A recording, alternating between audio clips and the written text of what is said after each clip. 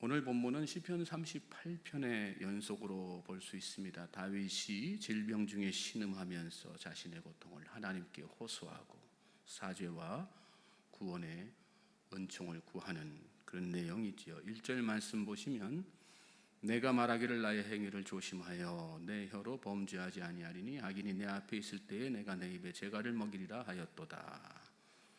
사람은 병이 깊어지고 고통이 극심해지면 입을 열어서 분을 토해내는 경우가 많습니다. 그러나 다윗은 입을 다물기로 결심했습니다.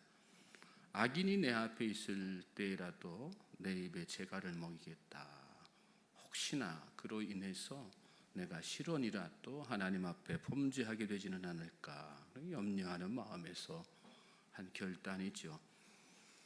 이것이 신앙인의 올바른 자세, 또 회개자의 마땅한 태도입니다. 왜냐하면 자기가 당하는 고통이 우연히 생긴 것이 아니라 자기의 죄를 징계하시기 위해서 하나님이 보내신 것임을 알기 때문이죠. 그렇습니다. 여러분, 대부분의 질병은 그 원인이 죄에 있습니다. 질병뿐만 아니라 우리가 살면서 겪게 되는 모든 고통의 원인이 죄에 있지요. 물론 나면서부터 질병을 안고 태어난 갓난 아이와 같이 극히 예외적인 상황은 있을 수 있어요. 그렇지만 대개 살면서 겪게 되는 모든 질병은 죄에서 자유로울 수 없는 것이 사실입니다. 음란하고 타락한 삶을 살아서뿐만 아니라 건강할 때 내 몸을 관리하지 못한 것도 그 몸을 허락하신 하나님의 입장에서 보면 일종의 죄가 되는 것이죠. 하나님은 질병을 통해서 바로 그 죄의 문제를 해결하시기 원하시는 것이고, 믿음의 사람은 그 하나님의 목적을 알기 때문에 고통 중에 있어도 병이 깊어져도 오히려 혀에 재갈을 물리고 침묵하게 되는 것입니다. 죄의 결과가 이렇게 무서운 것이구나, 그동안 내가 너무 안일하고 무감각하게 살았구나 깨닫고 그 죄에 사해 주실 하나님께 은총 구하며 영광을 돌리는 것이죠. 2절 말씀 보시면 내가 잠잠하여 선한 말도 하지 아니하니 나의 근심이 더하도다. 다윗은 악인 앞에서 선한 말조차도 하지 않고 잠잠하겠다 이렇게 결심했습니다. 그만큼 죄에 대해서 자기 자신을 다스리고자 하는 그 결연한 의지를 나타낸 것이죠. 그러나 다윗 또한 연약한 인간인지라 그럴수록 마음 한편에 근심이 더해졌습니다. 나의 근심이 더 심하도다. 분풀이를 하고 화를 내면 한순간이라도 막 속이 시원해지는데 그걸 못하니까 또 참고만 있으려니까, 참고 사니까 자기가 그냥 잘하는 줄 알고 괜찮은 줄 알고 여전히 악한 모습 보이고 그렇게 살고 있으니까 속이 막 속에서 불이 나듯이 막 이렇게 터지는 거죠. 그 한순간에 시원해진, 근데 여러분 이게 바로 인간의 연약함이고요, 사단이 노리는 사단의 계략이라고 하는 거 우리가 잘 깨달아야지 됩니다. 사단은 그걸 통해서 우리로 하여금 어떻게 해요? 또 다른 죄를 짓게 만드는 거예요. 그래서 하나님으로부터 멀어지게 하는 것입니다. 지혜로운 사람은 그걸 간파하죠. 다윗은 지혜로운 사람이었습니다. 그래서 그 한순간의 시원함을 위해서 사람에게 하고 싶은 말 다 쏟아내지 않고 누구에게 쏟아내요? 하나님 앞에 다 그걸 쏟아내는 거예요. 3절 4절 보시면 내 마음이 내 속에서 뜨거워서 작은 소리로 읊조릴 때에 불이 붙으니 나의 혀로 말하기를 여호와여 나의 종말과 연한이 언제까지인지 알게 하사 내가 나의 연약함을 알게 하소서. 침묵하고 살다 보니 속에서 불이 나서 도저히 견딜 수 없었다는 거지요. 그래서 누구에게 말했습니까? 하나님께. 그 내용은 뭡니까? 나의 종말과 연한이 언제까지인지 알게 하사 내가 나의 연약함을 알게 하소서.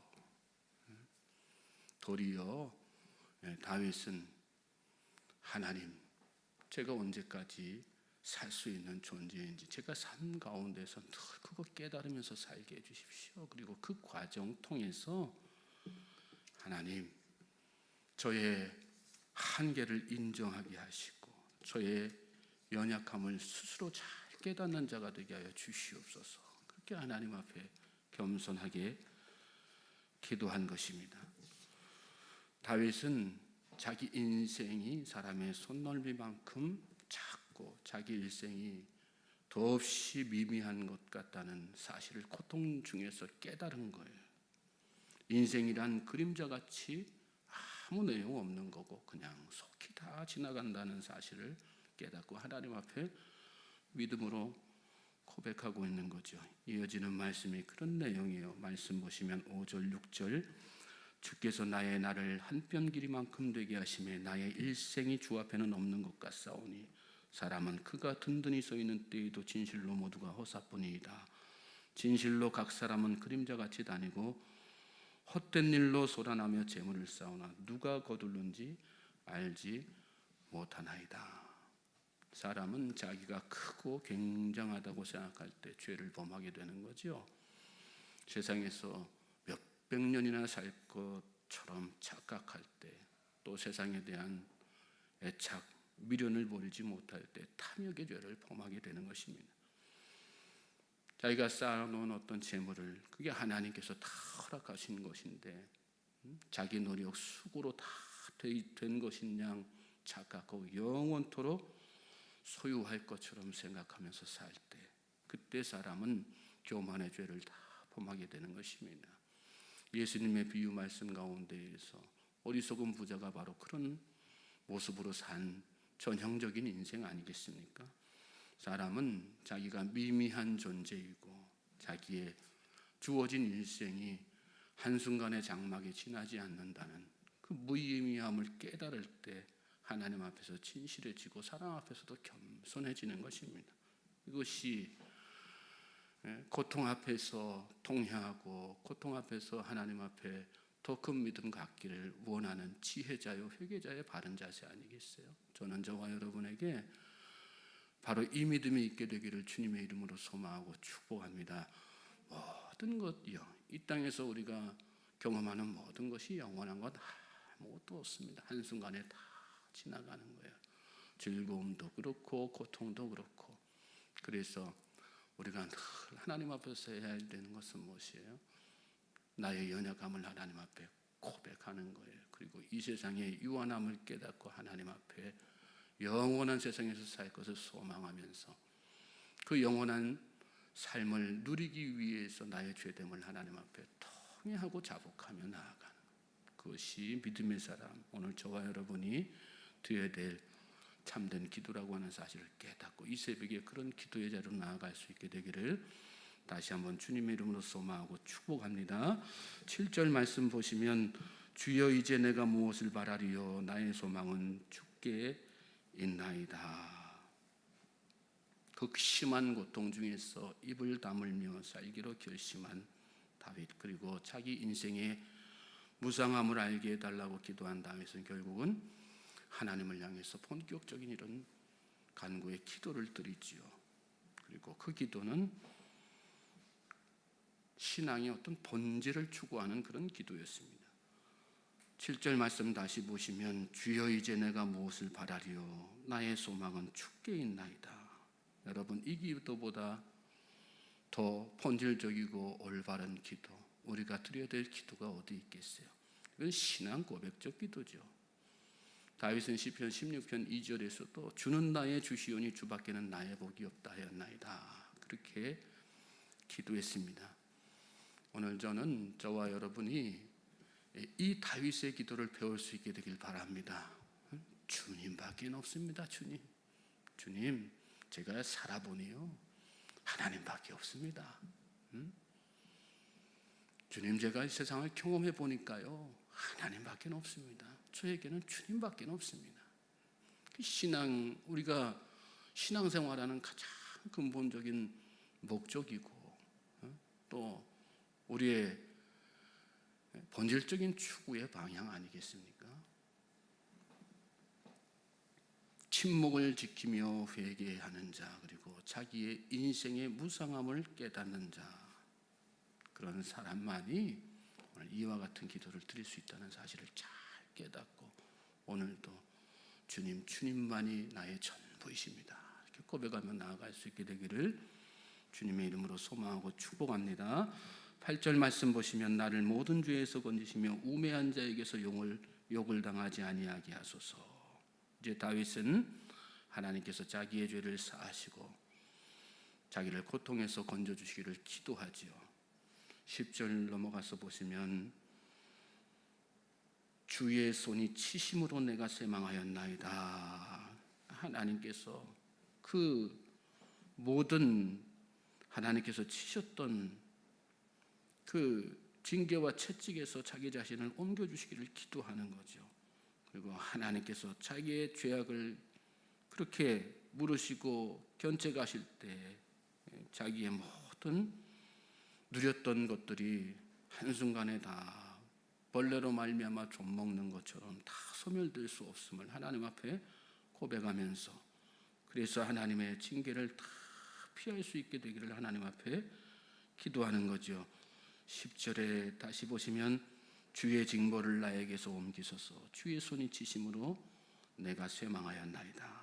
여러분, 이 새벽에 무엇 때문에 고통하고 있는 것이 있습니까? 그 징계, 그 책망, 그 고통에서 하나님께서 여러분을 옮겨주시기를 기도하시기 바랍니다. 하나님은 우리의 기도를 다 들어주시는 분이세요. 우리의 답답한 상황, 답답한 심정, 고통하는 마음을 다 헤아리시고 공감하시는 분이세요. 우리가 기도하면서 나아가면 하나님의 방법으로 다 옮기시는 거예요. 우리가 왜 고통하면서 이 고통에서 벗어나기를 원하지만 벗어나지지 않습니까? 내 방법으로 하려고 하기 때문에. 하나님 앞에 기도하면서 하나님의 방법으로 벗어나게 해달라고 기도하고 하나님 앞에 하나님께서 옮겨주시기를 기도하면요, 하나님께서 하나님의 능력으로 그렇게 다 행하시는 거예요. 믿습니까? 기도는 믿음을 바탕으로 해야지 되는 거예요. 믿음은 관념이 아닙니다. 믿음은 실제입니다. 다윗이 이런 기도를 드려서 하나님 앞에 결과적으로 그 하나님의 은총을 받게 되고 그 모든 질병의 고통에서 다 벗어나게 되잖아요. 왜 그런 모습을 여기 성경 말씀에서 기록하고 있습니까? 우리도 그렇게 기도하면 다윗처럼 그 마음 가지고 세상 바라보지 않고 내 방법대로 하지 않고 하나님의 방법을 구하며 하나님의 은총을 구하면 하나님께서 실제로 다 옮겨주실 것이기 때문에. 믿습니까? 그 믿음으로 열심히 기도하는 이 새벽 되시길 바랍니다. 다윗의 기도는 점점 더 뜨거워져요. 11절에 주께서 죄악을 책망하사 사람을 징계하실 때에 그 영혼을 좀먹은같이 소멸하게 하시니 참으로 인생이란 모두 헛될 뿐이다. 여호와여, 나의 기도를 들으시며 나의 부르짖음에 귀를 기울이소서. 내가 눈물 흘릴 때에 잠잠하지 마옵소서. 나는 주와 함께 있는 나그네이며 나의 모든 조상들처럼 떠도나이다. 하나님 앞에 간절한 마음으로 다시 자신의 연약함과 유한함을 인정하면서 하나님 앞에 뜨겁게 기도하는 거죠. 이 새벽에 여러분, 새벽 시간이지만 하나님 앞에 간절함으로 뜨거움으로 부르짖는 복된 시간 되시길 바랍니다. 하나님께서 길을 활짝 여시는 거예요. 믿습니까? 주는 나를 용서하사 내가 떠나 없어지기는 나의 건강을 회복시키소서. 하나님께서 다 회복시키실 거예요. 믿습니까? 우리가 고통하는 문제에서 우리를 다 자유케 하시고 그 근원적인 부분에서부터 다 우리를 고치시고 또 깨끗하게 하실 것입니다. 믿습니까? 즉 그런 관점에서 고통하는 그 자체가요, 이미 하나님께서 일하시기 시작하셨다는 증거예요. 지난주에 우리 등록했던 청년 어제 예배 나와가지고 한 주간 어떻게 지내느냐 이렇게 물었더니 월화수 이렇게 3일 동안 심하게 앓고 병원에 입원할 정도로 그렇게 지냈습니다. 그리고 몸이 회복돼서 오늘 이렇게 예배에 나왔습니다. 그러더라고요. 질병이란 뭐예요? 하나님께서 회복시키시기 위해서 주시는 하나님의 어떻게 보면 선물이에요. 그대로 가다가는 어떻게 될지 모르니까 하나님께서 사인을 주신 거죠. 너 그대로 가면 안 된다. 사인 주신 거예요. 우리 삶의 모든 고통이 사실 그 근원적으로 다 풀어가다 보면 그 하나님의 마음을 깨닫게 되는, 하나님의 기쁘신 섭리를 다 깨닫게 되는 거예요. 그러므로 믿음의 사람은 그 하나님을 알므로 말미암아 그 하나님의 정말 헤아릴 수 없는 깊이와 지혜를 깨달음으로 말미암아 도리어 입을 다물고 하나님 앞에 감사합니다. 하나님, 제 기도 들어주실 거 제가 확신합니다. 찬양하고 영광 돌리고 그리고 믿음으로 나아가는 것입니다. 오늘 이 하루가 저와 여러분의 그런 하루 되기를 다시 한번 주님의 이름으로 소망하고 축복합니다.